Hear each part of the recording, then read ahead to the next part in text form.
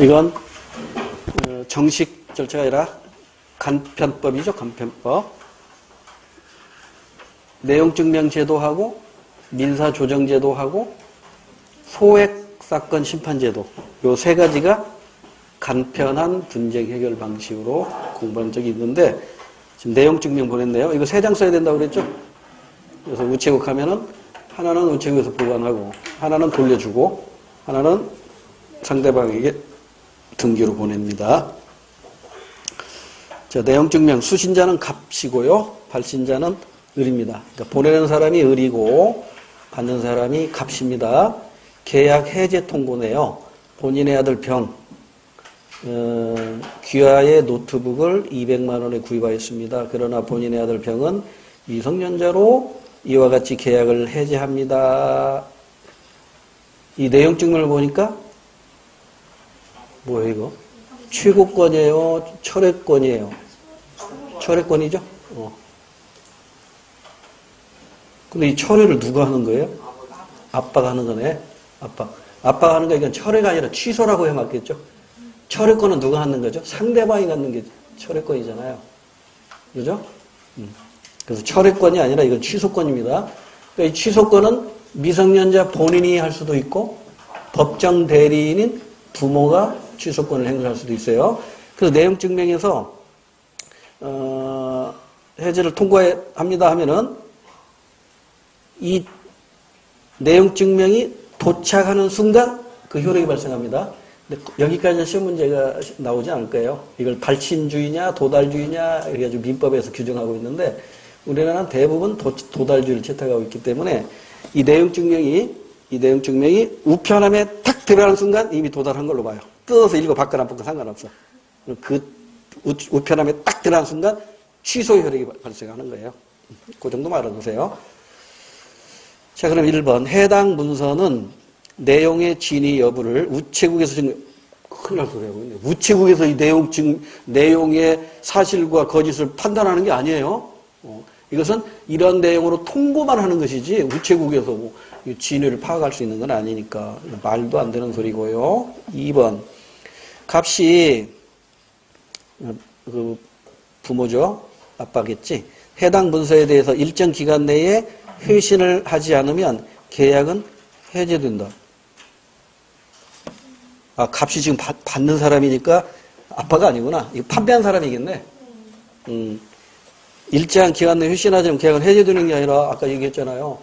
도달하는 즉시 그냥 해제가 되버린 겁니다. 이제 이건 회신하지 않으면 계약이 해제된다. 이건 어느 때 사용하는 거냐면 철회권을 발동했을 때. 그러니까 이 노트북을 판매한 사람이 이 상대방이 미성년자인 걸 늦게 하는 거야. 그러면 그 철회권은 누구한테 행사할 수 있어요? 미성년자한테 할 수 있어요? 대리인에게 할 수 있어요? 법정 대리인에게 할 수 있어요? 법정 대리인이나밖에 못해요. 그 법정 대리인에게 내가 당신 아들이 미성년자인 줄 모르고 노트북을 팔았는데 이번 주 토요일까지 확답이 없으면 계약이 성립된 걸로 보겠습니다. 했는데 토요일날 지났는데 연락이 없어. 그러면 확정돼 버린 거야. 확정적 유효가 되는 것이죠. 그래서 2번은 취소권과는 직접 관계가 없어요. 철회권과 관계가 있는 겁니다.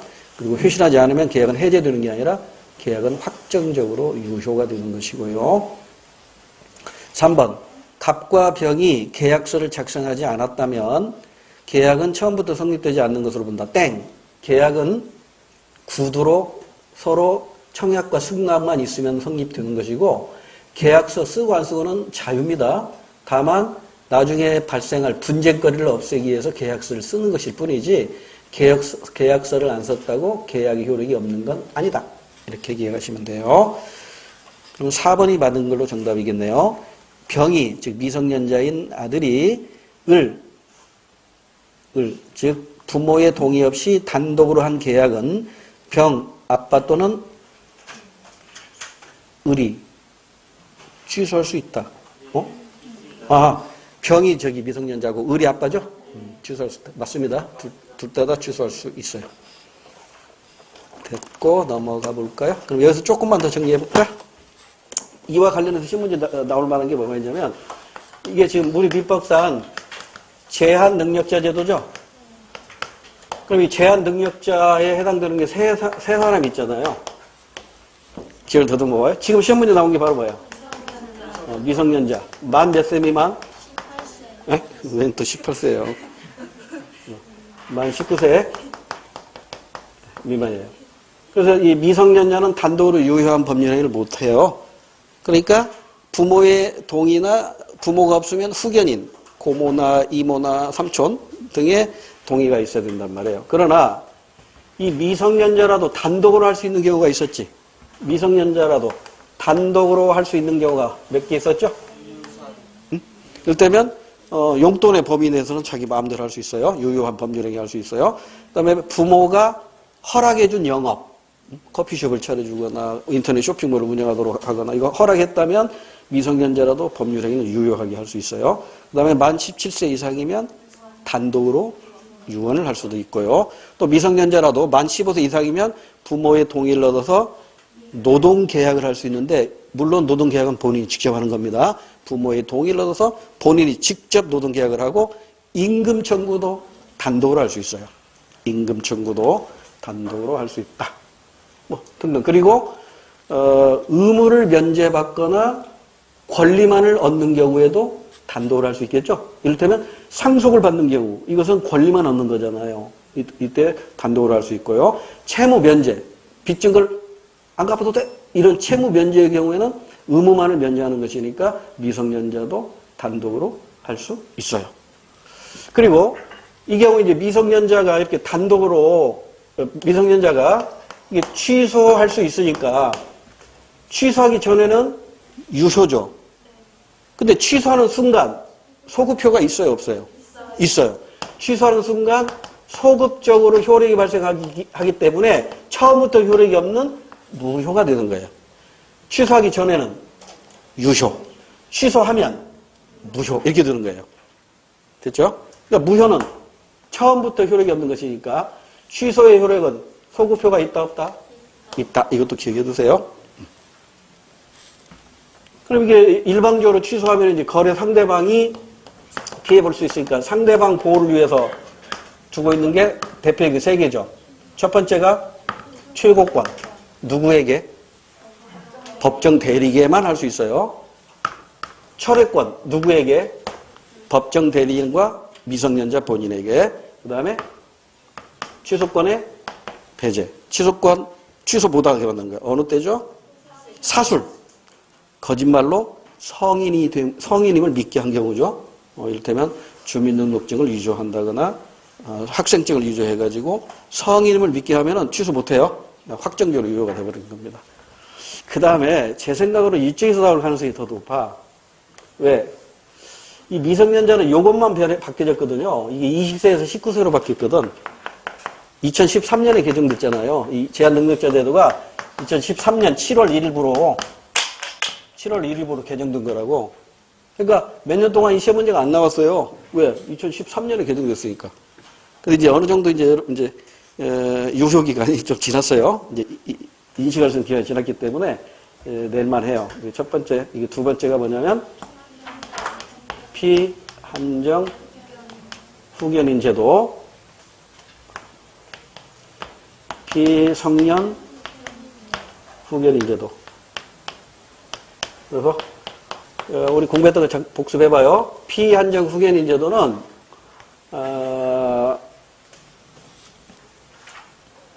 정신적인 제약으로, 둘 다 정신적인 제약이 있는데 이건 이제 정신이 가끔 오락가락 하는 거야. 가끔 오락가락 해가지고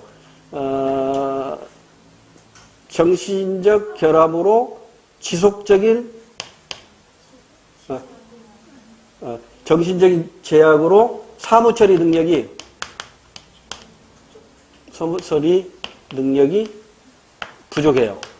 근데 이것은 사무처리 능력이 지속적으로 결여되어 있는 거야. 그럼 이 경우 이제 법원에 선고를 받아야겠지. 누가 신청해요? 이들도 신청할 수 있지만 자녀나 친족도 신청할 수 있어요. 심지어 검사도 신청할 수 있어요. 거기까지 시험 문제 안 나오니까. 그럼 법원에서 선고를 받으면 이 피한정 후견인으로 선고받으면 이 사람은 행위 능력은 인정된다, 안 된다? 예, 행위 능력은 인정이 돼요. 다만 법원이 정한 것만 후견인의 동의를 얻어야 돼요. 동의 없으면 그건 취소할 수 있어요. 근데 이 경우는 어때요? 피성년 후견인 선고받으면 아예 행위 능력 자체가 없어진다고 그랬죠? 그래서 이 경우는 법원이 정한 것만 단독으로 할 수 있어요. 단독으로 할 수 있다. 이렇게 달라요. 제가 이론 수업 시간에는 자세하게 사례를 들어 설명했는데 지금은 그런 거 설명할 시간이 없어요. 그러니까 이해가 안 되신 분은 개인적으로 와서 질문하시고요. 됐지요? 여기까지 해서 11번 문제 정리가 됐고 12번 문제 표는 두 나라의 주요 경제지표입니다. B국과 비교한 A국의 경제적 상황에 대한 분석으로 옳은 것. 9번을 보니까 국내 총생산이 2003년, 2004년 나와 있네요. GDP가 나와 있고요. 그 다음에 1인당 국내 총생산이니까 그 나라 인구로 나눈 거죠. GDP를 그 나라 인구로 나눈 거니까 이건 경제 성장을 양으로 측정한 거라고 그랬죠. 근데 이거보다 더 중요한 건 속도로 측정하는 거라고 그랬어요. 경제 성장을 속도로 측정한 게 경제 성장률인데 그 옆에 있네요. 경제 성장률은 실질 GDP 증가율로 계산한다고 그랬죠. 실질 GDP가 얼마나 증가했느냐. 그래서 이 경제 성장률은 변화율이기 때문에 플러스 영역도 존재하고 마이너스 영역도 존재합니다. 그래서 경제 성장률이 플러스면 GDP 규모는 커진 거고 경제 성장률이 마이너스면 GDP 규모는 작아진 거다. 이렇게 공부했잖아요. 자, 그러면 1번으로 바로 가서 옳은 것 찾아야 됩니다. 경제 규모가 크다. 자, B국과 비교한 A국의 상황으로 옳은 걸 보라고 했어요. 경제 규모는 뭘 봐야 되죠? GDP를 봐야 돼요. GDP를 보니까 A국이 B국보다 작네. 2003년이건 2004년이건 게임이 안 돼. 경제 규모는 B국이 훨씬 커요. 그 다음에 경제 성장 속도가 빠르다. 이건 뭘 봐야 되죠? 경제 성장률. 그래서 A국은 B국보다 2.5%대 3.1%, 2.9%대 4.6% 훨씬 빨리 크네. 맞네요. 정답입니다. 2번 정답이고요. 물가 상승 속도가 빠르다. 이건 주어진 자료로 알 수 없습니다. 물가 상승 속도, 물가 상승률은 물가 지수나 물가 상승률 요걸 가지고 판단해야 되는데 그게 지금 안 나와 있기 때문에 판단하기가 어렵다. 그 다음에 평균 생활 수준이 낮다. 평균 생활 수준, 이건 1인당 GDP로 판단하는 거죠. 1인당 이 말이 평균 이 말이랑 같으니까요. 그러면 1인당 국내 총생산 보니까 A국이 크네요. 그러죠? A국이 커. 그러니까 B국은 덩치만 컸지 인구가 굉장히 많은가 봐. 그러죠? B국은 덩치는 작아도 인구가 너무 없어. 그러니까 1인당 GDP가 큰 것이죠. 그죠? 북유럽 국가들 보면 대부분 GDP가 작아요. 그런데 인구는 더 작아. 우리보다. 그래서 1인당 GDP가 굉장히 높은 거죠. 됐지요? 자, 그럼 여기서 보충 설명. 자, 우리가 시험장에서 꼭 알고 가야 할 거 정리해 드릴게요.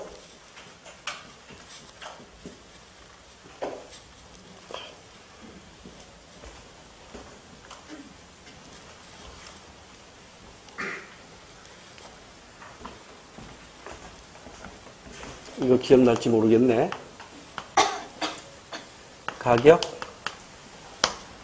수량,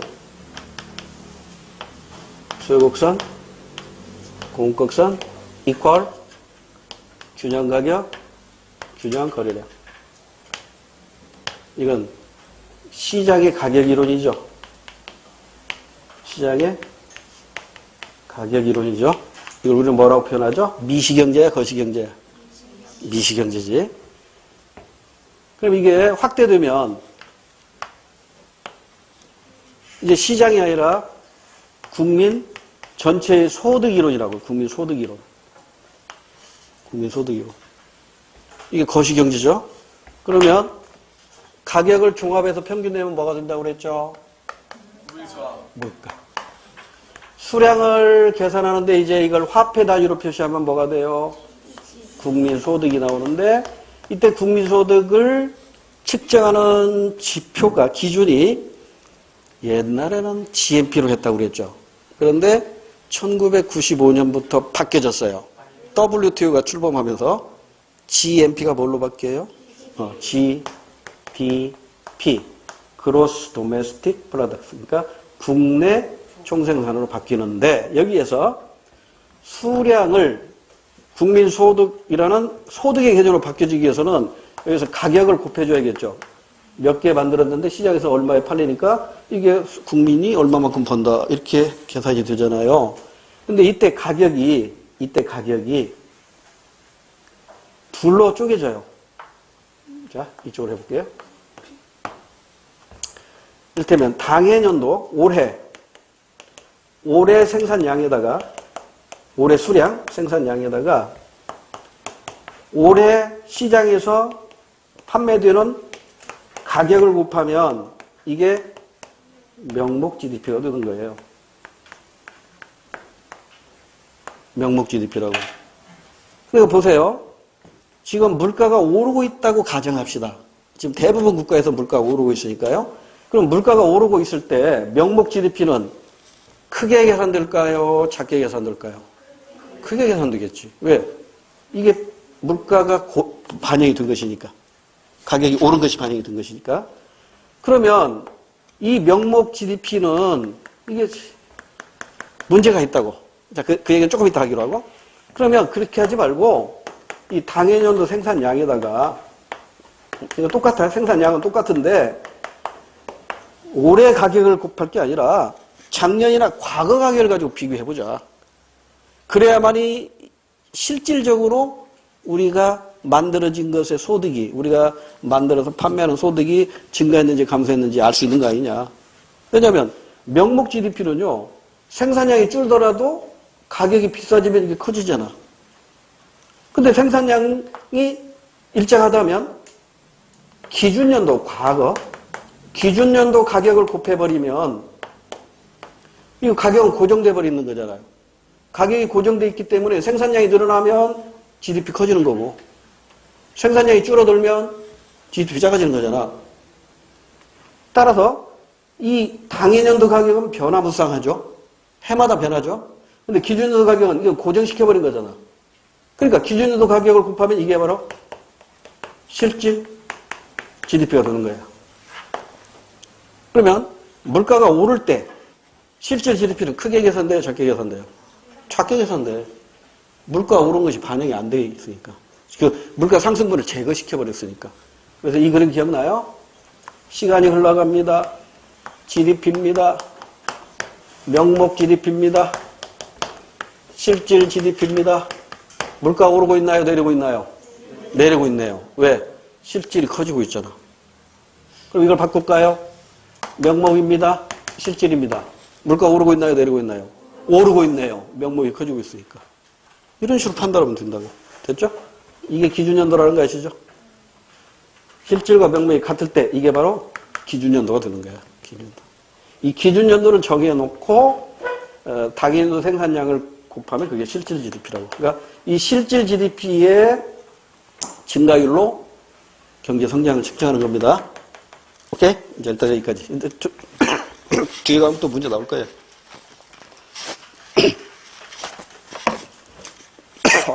물 좀 마시고 올게요. 지금 어디 하다가 이제 13번 문제로 가면 되죠. 표는 갑국과 을국의 의회의원 선거 결과인데요. 옳은 걸 찾으래요. 갑국 의석수 11년, 15년, 을국도 의석수가 11년, 15년 나와 있고 정당이 나와 있고요. 제일 밑에 뭔 힌트가 나와 있네. 스타 표시가 있죠. 각국은 전형적인 대통령제. 미국이네. 각국은 미국. 을국은 전형적인 의원내각제. 영국이네. 전형적인 정부 형태는 두 개밖에 없다고 그랬어요. 미국식 대통령제, 영국식 의원내각제. 우리나라나 기타 다른 나라들은 전부 짬뽕 됐어요. 전형적인 정부 형태가 아니라 변형된 정부 형태다. 이렇게 공부했었죠. 자, 그럼 이제 바로 1번으로 갈게요. 자, 2011년 갑국이니까, 자, 왼쪽에 갑국이 2011년만 보세요. 의석수가 A당부터 D당까지 해서 300명인데, 300명 중에 과반 의석을 차지한 게 B당이네요. B당. 그러면 이게 정당을 불릴 때 제일 첫 번째 나와 있는 정당이 집권당입니다. 우리나라 기호 이번에 선거할 때 기호 1번이 어디예요? 열린우리당이? 공부만 하다 보니까 정당 이름도 바뀐 것도 모르네. 더불어민주당이 1당이죠? 그러니까 국회의원 숫자에 의해서 기호 1, 2, 3번이 매겨집니다. 그러니까 지금 여기에서 A당이 다수당이라고. 근데 다수당인데 2011년 의석수 집권당인데 깨져버렸네. 1당을 놓쳐버린 거죠? 이걸 우리는 뭐라고 해요? 여소야대라고 합니다. 근데 1번은 여대야소라고 했으니까 틀렸죠? 여대야소가 아니라 여소야대. 1번 틀렸고 2번 2015년 각국. 자, 미국입니다. 왼쪽 표. 열린내각. 말도 안 되는 얘기가 나왔어요. 내각이란 말은 의원내각제 정부 형태에서만 사용할 수 있는 거예요. 틀렸고 그 다음에 2015년 을국에서는 영국입니다. 다정당이 2015년 다정당이 101석이네. 그런데 과반은 안 되네요. 그러면 이건 연립내각으로 가야겠죠. 단독내각은 불가능하니까 단독집권 땡. 단독집권 불가능. 그러면 4번이 정답이겠죠. 2011년 갑국은 을국에 비해 정치적 책임 소재가 명확한 정당제. 정치적 책임 소재가 명확한 정당제 이퀄 양당제. 양당제. 그래서 이 정당제도를 보면은요. 지금 이 얘기하다 중간에 이게 빠졌네. 이거 그래야지. 이렇게 그래야죠. 총 수요. 어리게이트 디맨드. 총 공급. 어그리게이트 서플라이. 이퀄. 여기에서 균형 물가 수준하고 균형 소득 수준이 결정이 되는 거예요. 그래서 이건 이제 거시경제학에서 나오는 전형적인 모델이고 이건 미시경제학에서 나오는 전형적인 모델인데 이거 공식 바로 기계처럼 나와야 되죠. CIGX. 총수요는 가계의 소비 수요, 기업의 투자 수요, 정부의 재정 지출 수요, 수출 수요.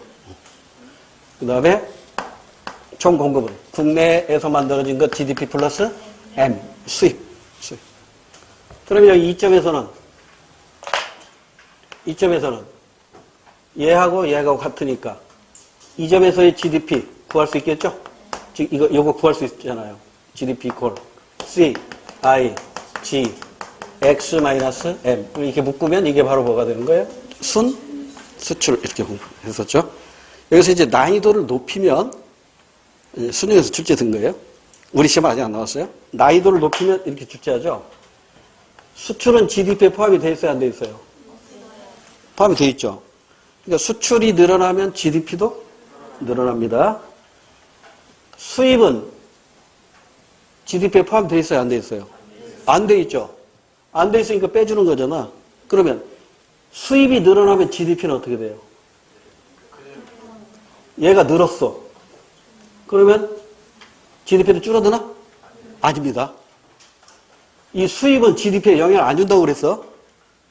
그래서 이 수입은, 수출은 영향을 주지만 수입은 GDP에 영향을 안 줘요.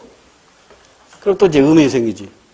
그럼 이게 줄어들면 또는 늘어나면 이게 마이너스니까 이게 영향을 주잖아. 아니라니까. 얘들은요, 결국 이 수입한 것은 누가 사용하냐면 가계, 기업, 정부가 사용하잖아. 이때 사용되는 것은 GDP에 포함이 돼요. 그러니까 이것이 바로 GDP에 영향 주는 건 아니라고. 난이도 좀 높으면 이게 시험 문제 나올 수 있다고. 자, 일단 우리 이렇게 합시다. 우리 시험에서 최소한 수출은 GDP에 포함된다, 안 된다? 된다. 수입은 GDP에 포함된다, 안 된다? 안 된다. 이 정도만 알아두세요. 오케이. 자, 이제 14번으로 가면 되겠죠? 아니다. 예? 네, 13번. 답이 4번인 것 같았는데 1번이에요. 네. 예. 그 여소야대 정국이 나타났다고 저희는 나타났는데 네. 알 수 없다가 더 맞는 말. 왜냐면은 대통령대인데 여기 만약에 비정당의 사람이 대통령이 있을 경우에 여대 야소가 나타날 수 있는. 그렇게 추론도 가능해요. 그 틀린 얘기야, 이제. 무슨 얘기냐면, 13번 문제에서, 2011년 의석수가 A당이 140석, B당이 151석으로 집권당보다 B당이 늘어났는데, 이게 만약에 이때 대통령 선거에서 만약에 B당 후보가 대통령이 돼버렸다면, 그러면 여대 야소가 되겠죠? 그러죠? 근데 지금 이 표에 의하면 대통령이 일단 여기서는 A당으로 가야 돼요. 일단 대통령. 일당에서 대통령 나온 걸로 봐야 되니까. 됐습니까? 넘어갈게요. 14번으로 갑니다. 그림에 나타난 형사 절차. 우리가 보통 형사 절차하면 3단계로 기억하고 있죠. 수사, 공판, 집행. 이렇게 3단계로 구분하는데 여기서 지금 3개가 나왔는데 우리가 공부했던 3단계가 아니라는 거 조심해야 돼요. 이게 고정관점 가지고 문제 풀면 형사 절차 3단계네? 그럼 수사, 공판, 집행이지? 이렇게 생각하고 문제 푸는 게 큰일 납니다. 수사, 기소, 공판이고요. 공판 다음에 뭐가 있죠? 집행이 지금 생략된 거라고. 그래서 수사와 기소까지는 검사 책임이죠. 그 다음에 공판은 판사. 옳은 것 찾으래요. 1번. 가는, 수사는 원칙적으로 피의자가 구속된 상태에서 진행되는 게 아니라 원칙은 불구속 수사입니다. 그래야만이 개인의 기본적 인권이 보장되기 때문이죠. 2번. 나는 검사와 판사의 권한이다. 땡. 기소는 검사만이 하는데 이번에는 이게 공수처법이 통과가 돼가지고 물론 공수처의 구성원도 검사이기 때문에 예전에는 검찰에서만 기소할 수 있었잖아요. 이제는 공수처에서도 기소 가능합니다. 무슨 말인지 알겠죠? 그러나 둘 다 검사로 구성되기 때문에 기소 독점주의는 변함이 없어요. 기소는 검사만이 합니다. 따라서 2번 판사 때문에 틀렸고요. 3번 타에서 공판, 즉 재판 받는데 피고인은 무죄로 추정되지 않는다. 땡. 피의자건 피고인이건 그러니까 피의자나 피고인이건 모두 무죄 추정 원칙은 적용됩니다. 다만 피의자하고 피고인하고 비교했을 때 차이 나는 것을 좀 기억해야 돼요. 헷갈릴 필요 없이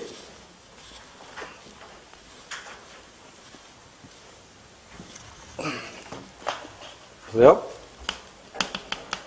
수사에서 공판 과정을 거쳐서 집행합니다. 이제 우리 공부했으니까 간단하게 복습해보자고요. 수사는 언제 개시되죠? 현행범일 붙잡혔을 때. 고소나 고발이 있을 때. 그 다음에 자수. 그 다음에 수사기관에서 범죄의 냄새를 맡았을 때. 인지수사. 이런 경우에 수사가 개시돼요. 그럼 수사를 개시했을 때 수사 대상이 누구예요?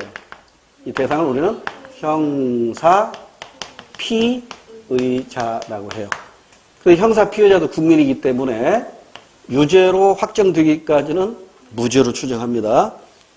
그 다음에 무죄 추정권이라든가 변호인의 조력을 받을 변호인의 조력권이라든가 묵비권이라든가 적법 절차 원리. 그래서 뭐야? 이 적법 절차 원리 다른 말로 미란다 원칙.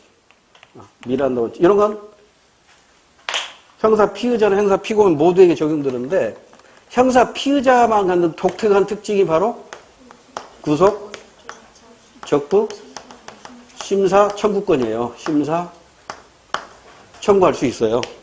그러니까 원칙은 불구속 수사인데 이게 구속됐어. 그러면 이거 너무 인권에 침해되는 거 아니냐. 이게 적합한지 부적합한지 심사해달라. 어디다 청구하죠? 법원에다 청구합니다. 법원에서 이제 심사를 해가지고 풀어주거나 가두거나 그러죠. 이명박 전 대통령 구속적 부심사 청구해가지고 좀 풀려났죠? 그 다음에 이제 이 형사, 이 수사기관이 검사인데, 검사가 불기소 할 수 있죠? 이 사람은 범죄 혐의가 없어. 그래서 불기소할 수 있고, 그 다음에 기소를 잠시 유예할 수도 있어요. 왜, 형사 피의자가 불구속 상태인데 지금 출두를 하지 않는다거나, 또는 도망을 갔다거나, 그 다음에 이제 기소하는 경우가 있죠. 기소는 다른 말로 공소, 제기. 그럼 이제 불기소와 관계돼서 우리 시험 문제에는 형사, 보상, 청구권이 발생합니다. 기소하면 이제 공판으로 가죠. 그런데 이 형사 피의자의 신분이 뭘로 바뀌어요? 형사 피고인으로 바꿔요. 그런데 형사 피고인은 이 중에 요건 없어요.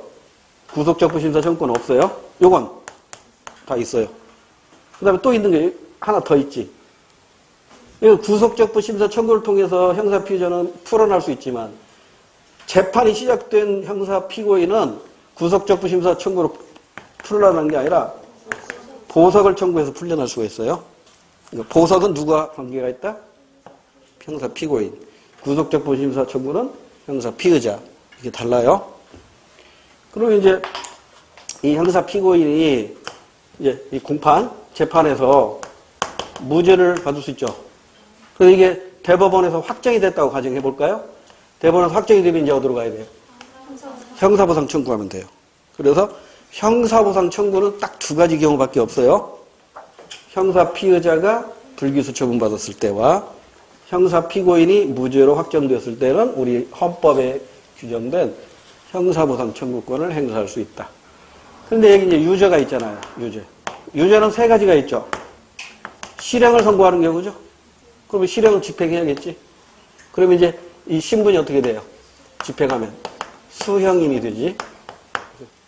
그 실형에는 사형, 징역, 금고, 구류, 벌금, 과료, 벌수, 자격정지, 자격상실 이런 게 있잖아요. 9개. 그 다음에 실형을 선고하면서 동시에 집행유예를 선고할 수도 있고, 이건 3년 이하의 범죄에 해당될 때죠. 1년 이하의 범죄에 해당될 때는 선고유예를 할 수 있어요. 근데 집행유예는 1년에서 5년 사이에 할 수 있고, 선고유예는 딱 다 고정되어 있죠. 2년. 그럼 이 기간이 지나면, 이 기간이 경과하면, 집행유예는 형의 선고가 효력을 잃어버리고, 선고유예는 더 이상 소를 제기할 수 없습니다. 면소가 되는 겁니다. 그러니까 이렇게 연결시키면 틀려요. 선고유예 기간이 지나면 형의 선고는 실효된다 하면 틀려요. 집행유예가 형의 선고가 실효되는 것이고 선고유예 기간이 지나면 면소된다. 법률 용어라 좀 딱딱하고 잘 귀 안 들어오죠. 암기할 수밖에 없네요. 됐지요? 자, 그럼 다시 14번 문제로 와서 피고인의 무죄 추정은 인정됩니다. 이게 인쇄가 하나 넘어가 버렸네. 4번 뒤에 가 있네요. 그러니까 수사에서 피의자와 다에서 피고인은 모두 변호인의 조력을 받을 권리가 있습니다. 그리고 무죄 추정권도 인정이 되고요. 자, 이제 13번으로 갈게요. 그림은 문화 접변의 결과 세 가지로 구분했네요. 옳은 걸 찾으라고 했습니다. 자, 문화 접변의 양상은 문화 동화, 문화 융합, 문화 병존 또는 문화 공존이라고도 하죠. 그럼 A, B, C가 각각 셋 중에 어느 것인가를 먼저 분석해야 됩니다. 유일의 문화 요소가 기존의 문화 요소와 결합하여 새로운 제3의 문화를 형성하였다. 이해하면 융합. 이해하면 A가 바로 문화 융합입니다. 서로 다른 사회의 문화가 한 사회의 문화 체계 내에서 함께 존재하는가. 이해하면은 공존, 병존이라고도 하고요. 아니요 하면 하나로 통일돼 버린 거죠. 하나로 동화된 거죠. C가 문화 동화에 해당이 됩니다. 1번 A와 달리 문화융합과 달리 C 문화동화는 의례 문화 요소를 거부해야 나타난 결과이다. 아니죠? 문화융합은 문화가 수용된 거잖아요. 그리고 문화동화도 문화가 수용된 거라고. 근데 여기서 A와 C의 차이점은 문화 정체성을 유지하느냐 상실했느냐 그 차이겠죠. 문화융합은 문화 정체성은 유지하는 거예요. 문화동화보다는 문화 정체성이 남아있는 거예요. 근데 문화동화는 아예 상실해버린 거죠. 문화 정체성을 상실한 거. 그러면 문화 정체성을 가장 잘 확보한 것은 문화공존, 문화병존에 해당이 되겠죠. 그래서 일단 1번은 틀렸고요. 2번 B는 강제적 문화접변에서만 나타난다. 아닙니다. 문화접변은 자발적인 문화접변, 이를테면 유학이나 이민이나 선교활동을 통해서도 이루어지지만 전쟁이나 식민지배 등과 같은 강제적인 문화접변 과정도 있어요. 그래서 자발적인 문화접변은 그 문제가 되지 않지만 강제적인 문화접변은 물질적인 경우는 별 문제가 아니지만 정신적인 경우에는 거부운동이나 복고운동이 나타난다. 이렇게 공부했고요. 자, 3번으로 다시 갑니다. C와 달리 B에서는 자기 문화 정체성이 유지된다. 맞네. C, 문화 동화. B, 문화 공존. 그러니까 문화 공존에서는 문화 정체성이 유지가 되는 것이죠. 그 다음에 4번은 어디가 틀렸을까요? C의 사례, 문화 동화의 사례로 한국 음식과 외국 음식 요소가 혼합된 퓨전 음식, 김치버거, 이거 문화융합입니다. 퓨전이라는 단어 나오면 문화융합 이렇게 이해하시면 돼요. 더 설명 안 해도 되겠죠? 이 정도는. 16번 그림은 어떤 재화의 수요 공급 곡선이다. 이에 대한 바른 설명. 가위의 양날이 만나야 되는데요.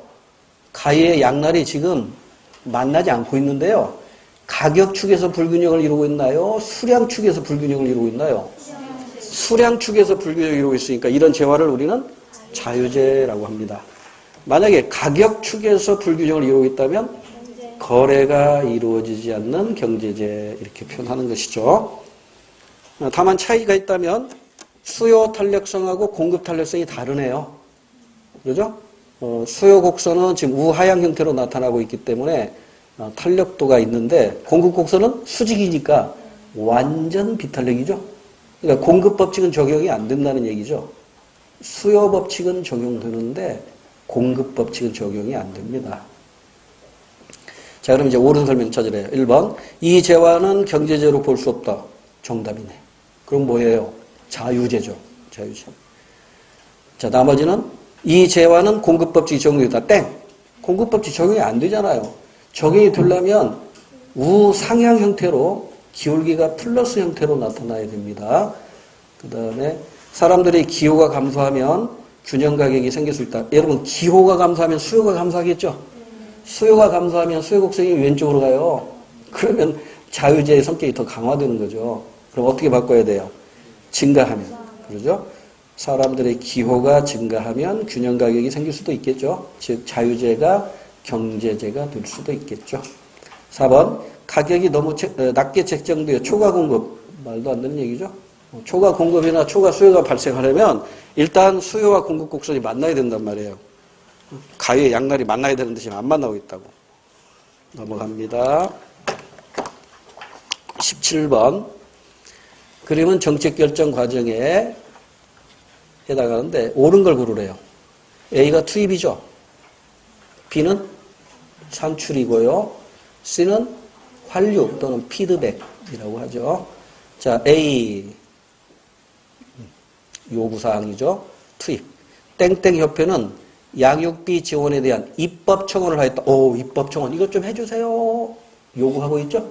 투입이죠. 싱겁게 정답. 자, 나머지는 왜 틀렸나 봅니다. 시민값은 정책 위반을 위한 공청회에 참석하였다. 정책 위반을 위한 공청회에 참석했다니까 이것도 투입에 해당이 됩니다.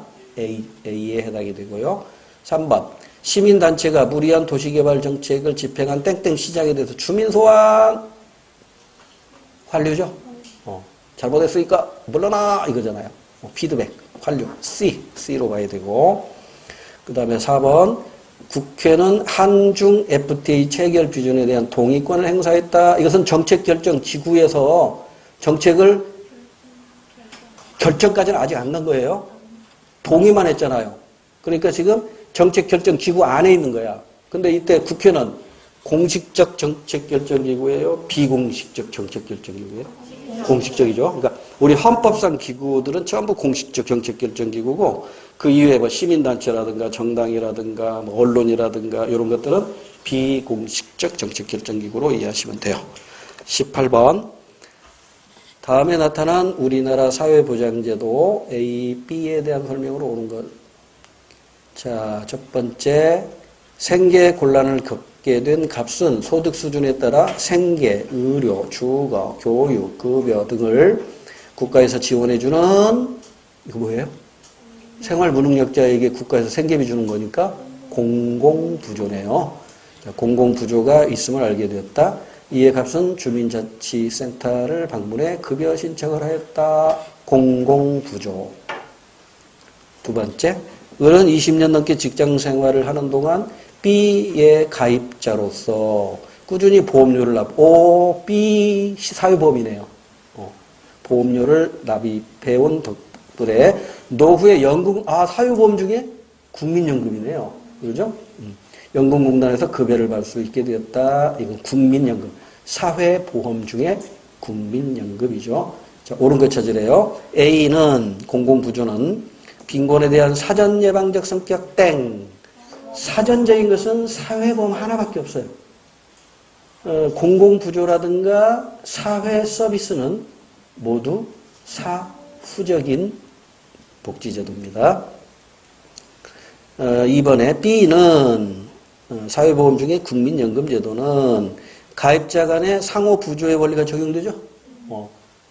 국가, 기업, 개인 공동 부담해서 보험금을 받는 거니까 2번이 맞는 것으로 정답입니다. 3번 A는 B와 달리 소득재분배 땡. 사회보장제도는 모두 소득재분배 효과가 있어요. 그 중에 제일 큰 게 공공부조입니다. 이 정도 기억하시면 돼요. 공공부조가 소득재분배 효과가 가장 큽니다. 나머지는 있기는 있지만 크지는 않다. 그 다음에 4번 B는 국민연금은 A 공공부조와 달리 수혜자 선정 과정에서 부정적인 낙인 가난뱅이 부정적인 낙인 찍히는 건 공공부조겠죠. 4번 거꾸로 되어 있어요.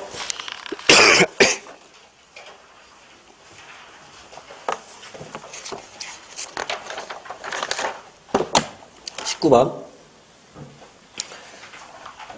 19번 들어가기 전에 또 그냥 넘어가기가 서운하니까 이 세 가지 공통적 차이점 잘 기억해야 되는데 최소한 이것만큼은 알고 가셔야 돼요.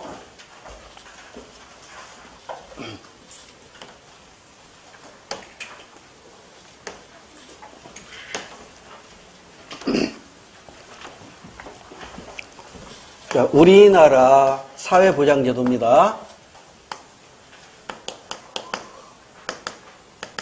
몇 가지가 있어요? 세 가지가 있어요. 세 가지. 표로 한번 그려볼까?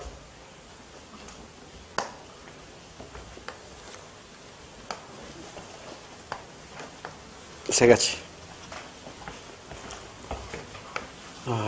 종류. 특징 한번 따져봅시다. 사회보험. 또 나가? 공공부조. 또 나가? 사회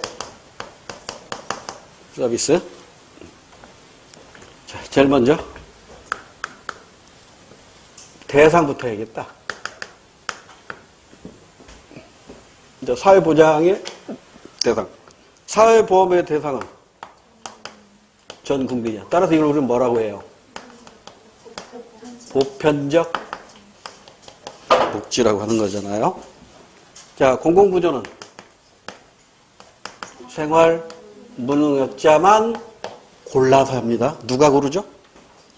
동사무소, 지금 읍면 동사무소에서 고릅니다. 그래서 재산 상태, 건강 상태, 가족 상태 이거 다 조사해요. 일일이 호구 조사합니다.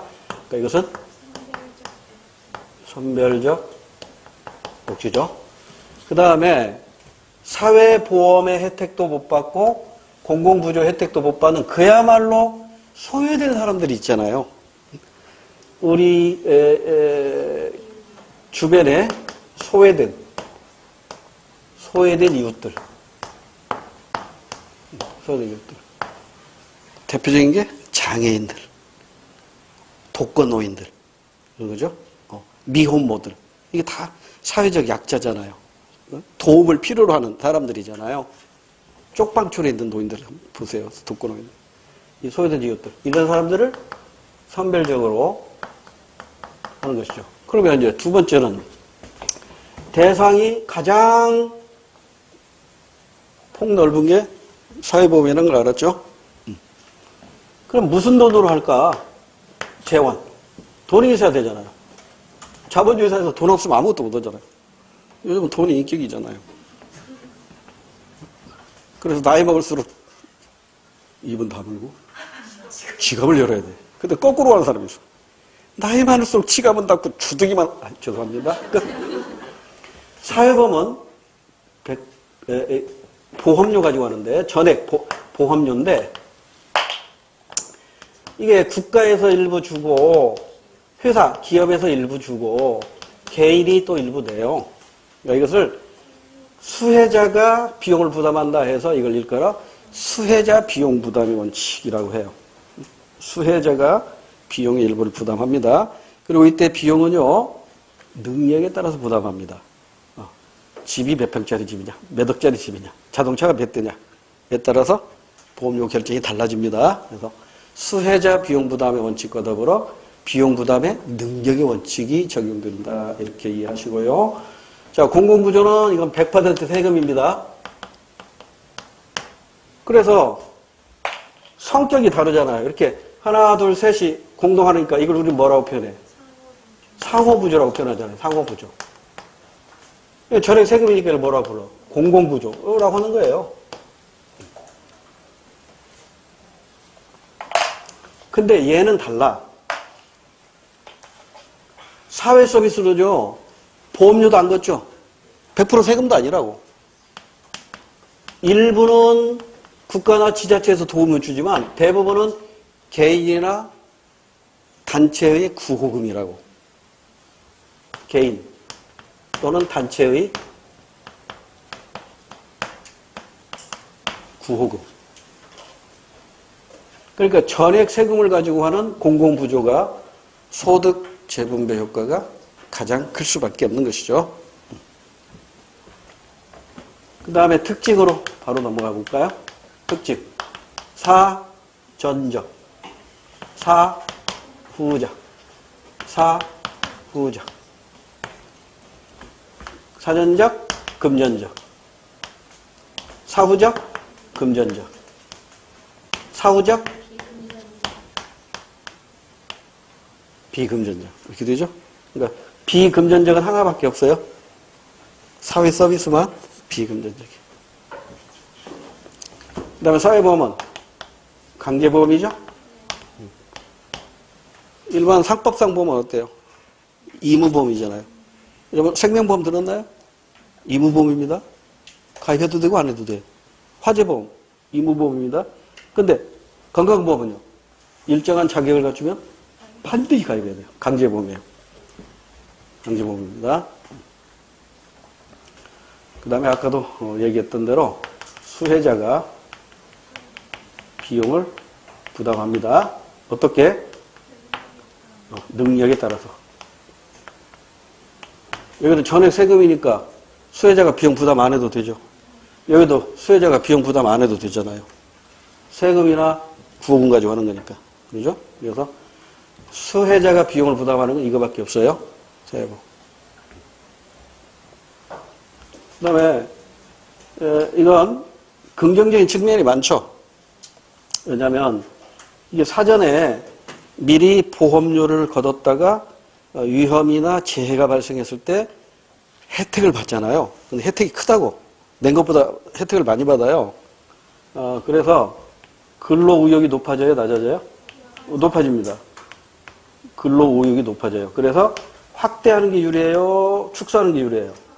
확대합니다. 그래서 확대 적용 추세다. 근데 이게 공공부조는 그렇지가 않아. 이건 사후적으로 가난한 사람을 국가에서 무상으로 주는 거거든. 무상으로 원조를 주는 거거든요. 그래서 이 경우에는 이 복지병이 생겨요. 복지병. 가장 대표적인 게 뭐예요? 의타심. 먹여주고 재워주겠지. 일 안 하려고 그래. 그래서 이걸 극복하기 위해서 이 복지병이 바로 이 시혜적 복지 때문이거든요. 그냥 국가에서 무조건 그냥 가난한 사람한테 많이 주고 조금 소득이 늘어나면 줄이고 이렇게 되는 시혜적 복지 때문이란 말이에요. 그래서 이걸 이제 보완한 것이 바로 생산적 복지예요. 그래서 혹시 시험 문제에서 뭐 생산적 복지 이런 단어 나오면 볼 것도 없이 공공부조와 관계에 드는 겁니다. 나중에 그래프가 나오는데 간단히 소개할게요. 이게 소득이고 이게 정부의 보조금이라면 시혜적 복지는 이거죠. 소득이 낮을수록 혜택을 많이 주고 소득이 늘어나면 혜택을 줄이는 거잖아요. 그러다 보니까 일을 좀 했어. 일을 좀 하니 여기서 100만 원 받다가 일 좀 했어. 그러니까 소득이 줄어들잖아요. 그러니까 차라리 일 안 하고 그냥 받아 먹을래. 이렇게 된다고. 이게 의타심이고 나태심이잖아요. 그래서 정부가 일할 능력이 있는데 일을 안 해? 그러면 안 줘. 여기서 시작해요. 이렇게 갑니다. 10만 원 벌었어? 아이고 수고했다. 10만 원 줄게. 20만 원 벌었어? 아이 수고했다. 20만 원 줄게. 50만 원 벌었어? 아이 수고했어. 50만 원 줄게. 이런 식으로 간다고. 그러다가 80만 원까지 가면은 일률적으로 80만 원만 줘요. 그러다가 일정한 수준 가면 또 이렇게 하락을 해요.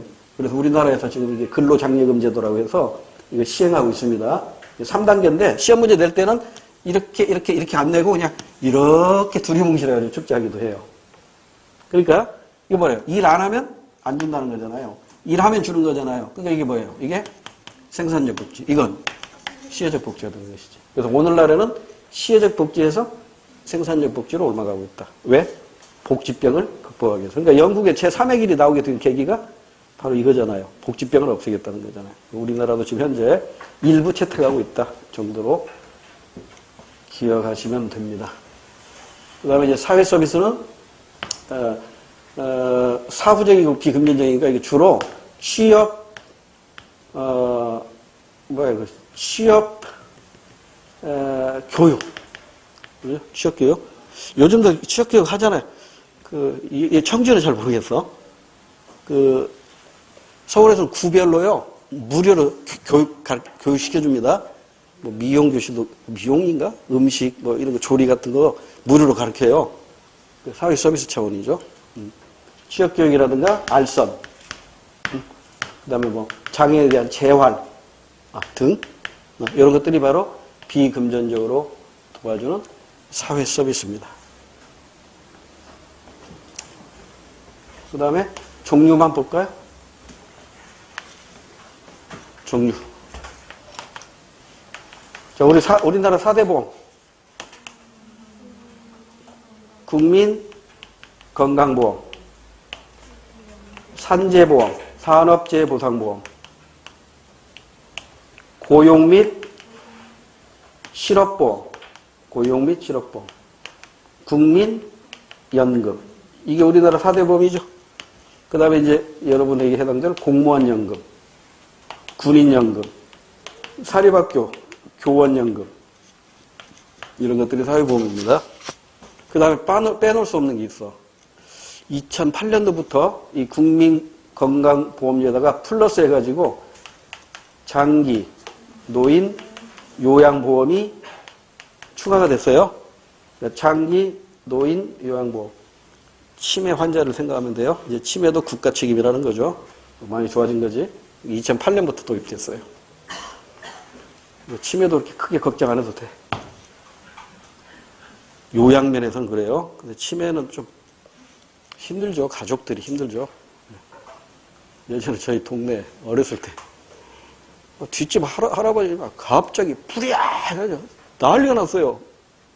그때부터 이게 치매기가 온 거야. 그래가지고 그 동네에서 이제 그 집은 이제 내놨어. 저 집 할아버지 치매다. 그러니까 완전히 그 동네에서 다 멀리 하더라고. 요즘 이제 그런 분들 어디로 보내요? 요양원으로 보낸다고 다 국가에서 보험으로 혜택을 준단 말이에요. 자, 공공부조 대표적인 게 뭐예요?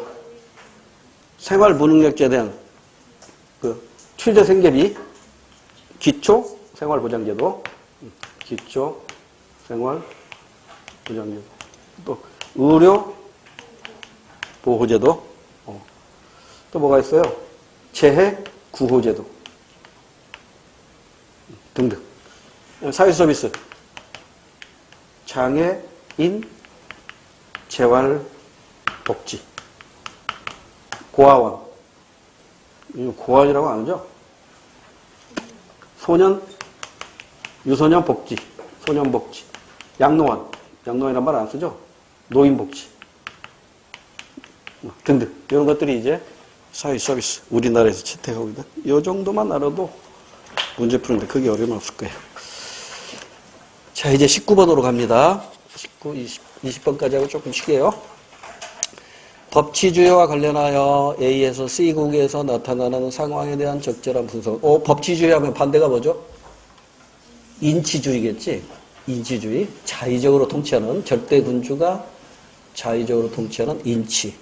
근데 인치는 이게 인권 침해 우려가 높기 때문에 법으로 통치하는 게 바로 민주국가죠. 근데 이 법치가 예전에 근대 국가에서는 형식적인 법치였다고. 그냥 법만 만들어지면 악법도 지키면 돼. 지켜야 돼. 근데 오늘날에는 악법은 안 지켜도 돼. 실질적 법치로 바뀌는 거죠. 그래서 일단 통치의 합법성을 갖추었는가? 합법성 갖췄으면 이게 법치주의죠. 아니요? 하면 이건 인치주의죠. 그러니까 A국은 인치입니다. 인치. 절대 군주의 자의적인 통제로 개인의 인권이 침해될 우려가 높은 인치주의고, 법의 목적과 내용이 정의에 부합하는가? 합법성을 갖췄는데 정의에 부합되는가? 아니요 하면 B국은 형식적 법치고 C국이 이상적인 실질적 법치입니다. 자, 1번. A국에서는 법에 의한 지배가 이루어질 것이다. 땡. 사람에 의한 지배입니다. 그 다음에 B국에서는 법에 의한 지배가 이루어질 것이다. 맞나요? 아니, 지금 제가 2번 안 보고 제 질문에서 답했어요. 자, B국에서는 법에 의한 지배가 이루어질 것이다. 맞나요? 네. C국에서는 법에 의한 지배가 이루어진다면 맞나요? 이건 틀리죠. 형식적 법치는 법에 의한 지배라고 표현하지만 실질적 법치는 법의 지배라고 표현하는 겁니다. 그러니까 법에 의한 지배하고 법의 지배하고는 전혀 달라요. 이건 이미 우리 지방직에서 4년 전에 출제가 됐던 겁니다. 또 나올지 몰라요. 자, 그럼 2번으로 다시 와서 B국에서는 불법적인 통치가 가능할 것이다. 법치주의인데 불법하면 안 되지. 그러니까 형식적 법칙은 실질적 법칙은 모두 불법은 인정이 안 됩니다. 다만 악법도 법이냐 악법은 법이 아니냐 이 차이죠. 그러니까 형식적 법치는 일단 악법이라도 만들어졌으면 지켜 이것이고, 실질적 법치는 아니야 악법이라면 안 지켜도 돼. 없애야 돼. 이렇게 나가는 게 법의 지배인 실질적 법치입니다. 그다음에 3번. C국에서는 통치자의 자의적 통치가 나타날 것이다. 이건 A국이죠. 인치주의. 4번. C국은 B국보다 통치의 정당성을 중시할 것이다. 그렇습니다. 실질적 법치에서는 합법성도 중시하지만 정당성, 법의 목적이나 이념이나 내용이 사회 정의에 어긋나면 안 된다는 것이죠. 그래서 이것도 최소한 이 정도는 알고 가야 되는데요.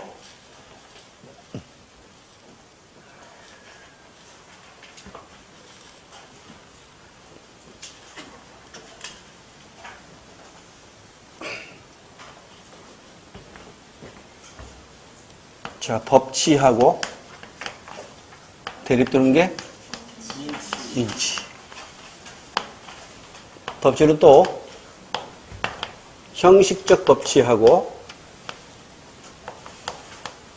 실질적 법치로 나눠지는데 형식적 법치는 합법성만 있어야 되고 있으면 되고 실질적 법치는 합법성뿐만 아니라 법의 이념이나 목적이 사회 정의에 일치해야 돼요.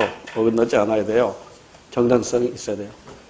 그래서 이 형식적 법치를 우리는 형식적 법치를 법에 의한 지배라고 해요. 법에 의한 지배니까 여기 군주가 있고 법이 있고 이 법을 수단으로 해가지고 국민을 통치하는 것이죠. 근데 실질적 법치는 법이 수단이 아니에요. 법이 목적이라고. 그래서 이건 법의 지배라고 표현하고, 자, 법의 지배는 법이 위에 있고 군주도 법 아래 군림하는 거예요. 군주도 법 아래 군림하면서 국민을 통치하는 것이죠. 따라서 이때 이 법은 악법도 법이에요. 이때 이 법은 악법은 법이 아니에요. 이렇게 되는 거죠. 됐지요? 자, 이제 20번. 자, 20번까지 하고 잠깐 쉴게요. 옳지 않은 거 찾으라고 했네요.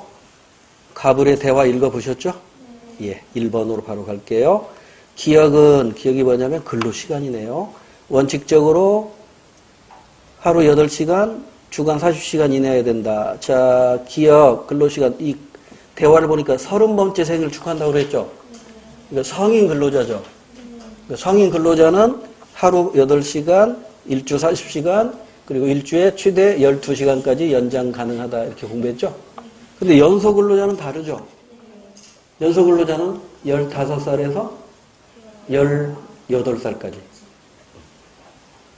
다시, 연소 근로자는 근로기준법상 미성년자가 아닌 15세 이상, 18세까지, 18세까지입니다. 18세. 그러니까 19세 미만으로 해도 돼요. 18세까지. 이게 연소근로자예요. 연소근로자는 하루에 7시간, 일주일에 35시간, 일주에 5시간까지 연장 근로가 가능합니다. 그리고 연소근로자는 개정된 거라고 소개했었죠. 자, 그 다음에 2번. 니은을 통해, 단체 협약을 통해 1주간에 20시간까지 땡. 12시간입니다. 2번 틀린 것으로 정답이고요. 디귿번. 디귿. 부당해고. 육아휴직 신청을 이유로 근로자를 해고한 경우 포함한다. 여러분, 부당해고하고 부당노동행위하고 구분할 줄 알아야 돼요. 그래서 여기서는 지금 육아휴직 신청을 이유로 해고했다면 이건 노동상권을 침해하는 건 아니잖아요. 노동상권을 침해했을 때는 부당노동행위라고 표현하지만 이건 노동상권을 침해한 내용이 아니기 때문에 부당해고라고 보면 돼요. 그럼 부당해고는 해고당한 근로자만 조정신청이 가능하겠죠? 부당노동행위는 근로자뿐만 아니라 노동조합도 조정신청이 가능합니다. 이해됐죠? 왜냐하면 부당해고는 노동상권과 관계없는 해고란 말이에요. 근데 부당노동행위는 노동상권을 침해하는 행위라고. 그래서 근로자뿐만 아니라 노동조합도 조정신청 가능하다. 이렇게 이해하시면 돼요. 그 다음에 3번도 그러니까 맞고 4번 니을이 구제신청. 해당 근로자가 노동위원회에 신청한다. 맞죠? 노동조합은 할 수 있다 없다? 없어요. 노동조합이 할 수 있는 건 부당 노동행위인 경우에. 그럼 여기서 노동위원회가 지방노동위원회가 있고 중앙노동위원회가 있잖아요. 그러니까 지방노동위원회를 거쳐서 중앙노동위원회로 가야 돼요. 청주지방노동위원회를 거쳐서 세종시에 있는 중앙노동위원회로 가야 돼요. 근데 중앙노동위원회의 조정에 대해서 불만이 있으면 행정소송도 가능합니다. 행정소송에서의 원고는 누구예요? 원고. 원고는 소송 제기한 사람이니까 노동자, 해고 근로자가 되겠죠. 또는 사장님이 되겠지. 사장님. 피고는 누구예요? 행정소송에서 피고. 중앙노동위원회의 장. 됐죠? 아까 공부했던 거. 잠깐 쉬었다가 2회로 갈게요.